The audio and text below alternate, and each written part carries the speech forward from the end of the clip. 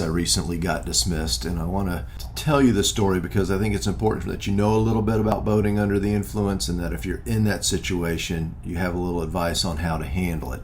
This client, he should have never been arrested, all right? It was really a pretty bogus charge. Now, ultimately, like I said, it got dismissed and ended up the right way. But nonetheless, he got arrested that night. He was cooperative with the police. He participated in the field sobriety exercises, which are a little bit different on a boat, but you just kind of have to go with it, all right?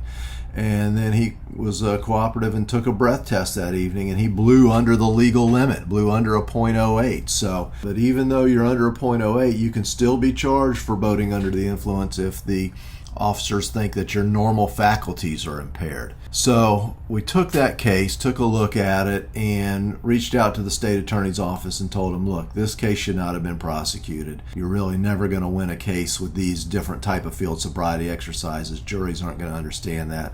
And I've got a breath test that shows that he was under the legal limit at the time. Based on that, the prosecutors came back to me and said, look, we'll agree to dismiss the case, but we want your client to take a boater safety course. Now, it would have been really easy to kind of bow up at that point and say, look, I'm not doing that. Your case is BS. Just dismiss it. But that's drawn out and protracted. That's an argument. This client, I think, made the right decision and said, look, I'll take a boater safety class. It's no big deal. I can do it online. It might even help me with my insurance down the road. So he agreed to do that.